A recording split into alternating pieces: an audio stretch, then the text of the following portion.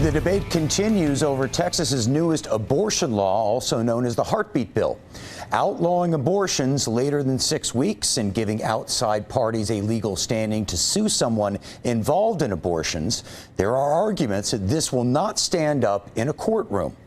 Here to talk about this is former Texas GOP Chairman James Dickey and Diana Gomez, the advocacy manager for Progress Texas. James Dickey, beginning with you, the abortion law takes effect today. Despite calls from advocacy groups, the Supreme Court did not take action on it.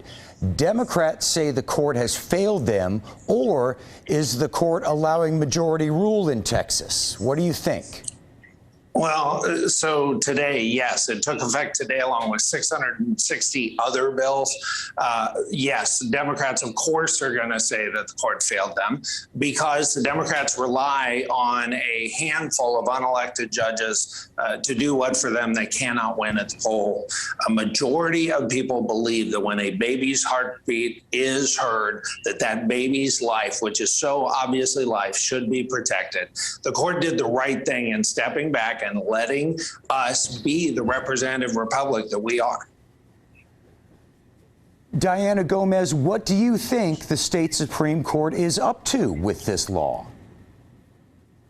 As of now, the court is failing us because this law is unconstitutional and they need to uphold Roe versus Wade. However, it's not too late. They can still act and know that this is not actually a majority rule because poll after poll shows that a majority of Texans, over 60%, support abortion rights.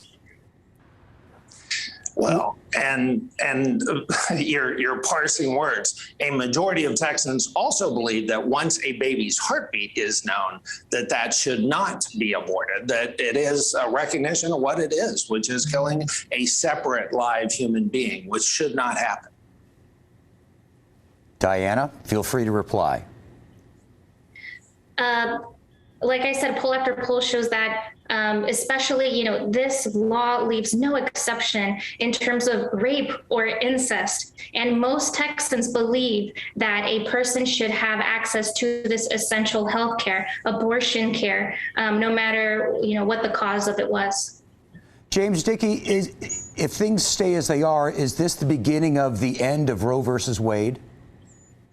Well, not necessarily. And in fact, what you've seen from this Supreme Court since Chief Justice Roberts became chief is that they really bend over backwards not to overrule law that is appropriately passed. I mean, you saw the kind of hoops they went through to not overturn Obamacare, literally deciding that the individual mandate was a tax, even though Congress had said explicitly it was not. They worked very hard not to overturn legislatures. And they're just keeping to the track of that. Now, Roe v. Wade is nearly 50 years old, and the technology, science, medicine have all gone much further than they were decades ago. And so it's entirely appropriate that as we learn new things about life and about pregnancy, that of course there are better protections for that separate individual life that is growing and that we now know more about. All right. Diana Gomez, what do you think about that? And, is this the beginning of the end of Roe versus Wade?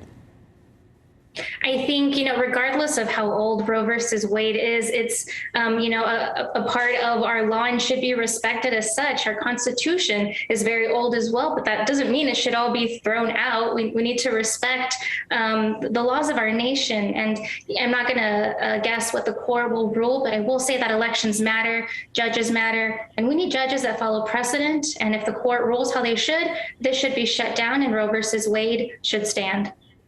Okay, well, as of right now, the law is in effect. We have to wrap it up. James Dickey, Diana Gomez, thank you both very much. Thank you. Thank you.